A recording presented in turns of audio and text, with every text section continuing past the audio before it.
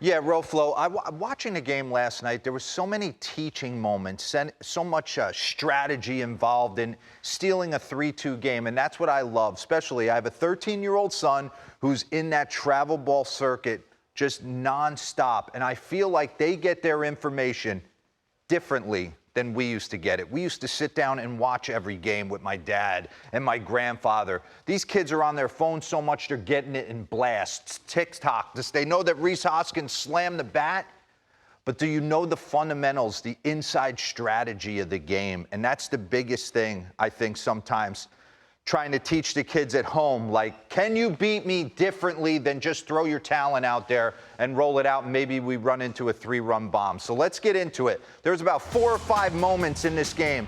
Pause this real quick. Kind of a teaching moment right here. Rob Thompson's letting you know.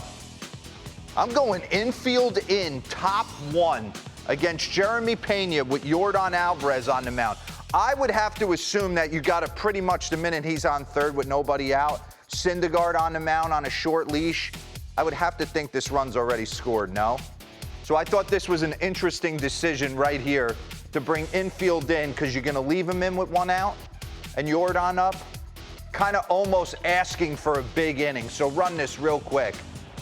So some different ways to think about it if you're sitting at home. Do you just concede the run, play your middle back, fight another day and let your offense get into the flow of the game and hope Verlander doesn't have it?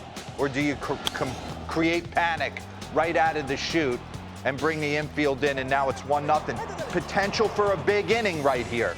And what happens? Great fundamental baseball. JT Realmuto, one of the best in the game, if not the best, at throwing to second base, pop time, getting up, throwing runners out. But Bryson Stott doing the little things right here.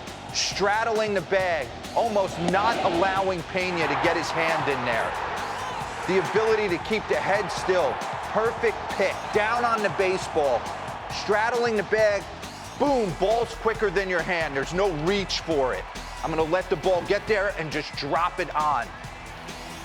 Straddling the bag a little bit. Not allowing Pena to get his hand there.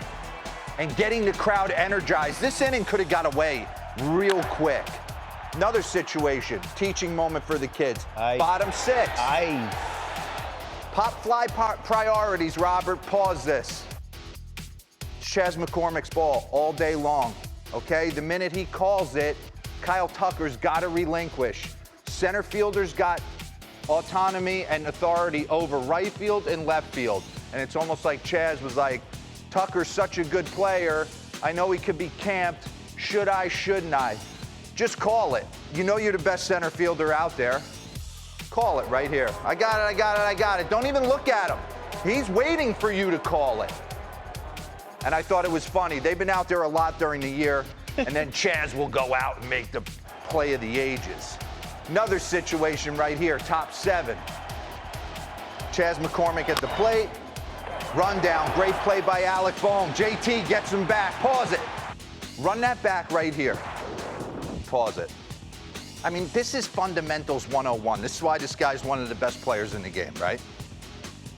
Kids at home, show the ball as you're running towards them. Show it, but we're not pumping it. I don't want to be there at third base going, is he throwing it? Is he not? I just want to slowly close the gap with a guy who's in complete control. Realmuto's right there. You could say now, you could say give it to me. JT should know when to give this ball up. He is in perfect position. They're doing this perfectly. Run it. Same thing. Get it out of your glove. Stott. Get it up. Show it to him. Bang. Gave it up probably a little too soon, and then Hoskins runs him right back. D-Row, you said no pump fake. I do not like the pump fake, Robert. I think it puts the guy who's going to receive the ball on the defensive. All right. Just show it to me. Look. Now. Show it to me, Stott. Now. You work on that in spring training. That was a nice job right there. In a big spot. Hopefully Yuli's okay. I didn't even realize his knee. Right I there. thought he took the knee to the back of the head right there. And then we'll end it with the McCormick play. Because sometimes it can't be taught. But the reason I throw this in, kids, I know there's a lot of specialization going in to these sports now. That's basketball 101 for Chas McCormick. I'm telling you, this guy was a 1,000-point scorer. This is a guy in high school that could go up and probably slam. This was a guy who's doing different things. All that is an alley-oop with the boys on the hardwood. We're gonna do a little field vision right here, presented by Evan Williams, Urban Small Batch. Take it in the gap. He knows how many steps. I remember Eric Burns saying the minute I felt the warning track, I knew it was 1, 2, 3 or 1, 2.5. He has it timed, and he's able to go up there and make just a sensational play in the bottom of the 9th inning. But I'm telling you, it goes back to being a multi-sport star. Do we have the sound here, Lucas? Take a listen to this. Last year, I did a little digging. Okay. 1,000-point scorer in basketball. Yeah. In high school. Okay. Yeah. I was a hooper. They stopped the game when you score 1,000 points in high school. Yeah. I had all you these. Gotta hug all mom these, and dad after. Yeah. I walked up in the stands. Yup. I've seen it. Hugged my family, my friends. So you think he wasn't going up for an alley-oop with his buddies right there? Do different things.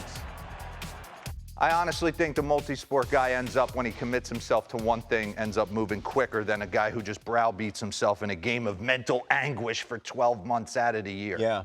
Boy, Baseball is one of the sports I think you need to walk away from for a little bit. Oh, I would think so. I mean, that when you're playing at this level, I can't imagine the mental grind that 162 is, plus you throw on the intensity of the World Series.